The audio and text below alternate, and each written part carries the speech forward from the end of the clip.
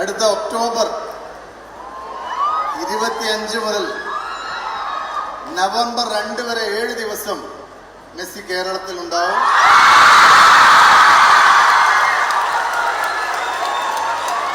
അവരുടെ ഫ്രണ്ട്ലി മാച്ചിന് പുറമെ നിങ്ങളുടെയൊക്കെ കാണാൻ 20 മിനിറ്റ് അദ്ദേഹം പൊതുവേദിയിൽ കൂടി ഉണ്ടാവും. അഭിജിത്ത് മുഴക്കുന്ന വിവരങ്ങൾ നൽകും. അഭിജിത്ത്, ഇതിൽ അർജന്റീന ടീമിന്റെ സന്ദർശനത്തിന്റെ ഒരു സമയക്രമം മന്ത്രി പ്രഖ്യാപിക്കുകയായിരുന്നു ആ വേദിയിൽ ചെയ്തത്. എന്തൊക്കെയാണ് മറ്റു വിവരങ്ങൾ?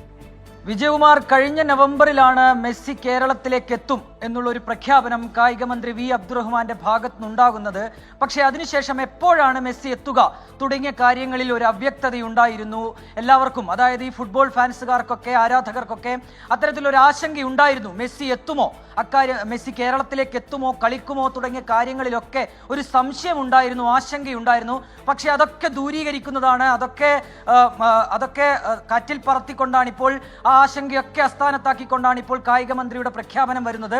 കോഴിക്കോട് നടന്ന ഒരു പൊതുപരിപാടിയിൽ, ഒരു പരസ്യത്തിന്റെ ഒരു പരിപാടിയിലാണ്, ഒരു സ്വകാര്യ പരിപാടിയിൽ വെച്ചാണ് വി അബ്ദുറഹ്മാൻ ഇത്തരത്തിലൊരു പ്രഖ്യാപനം നടത്തുന്നത്.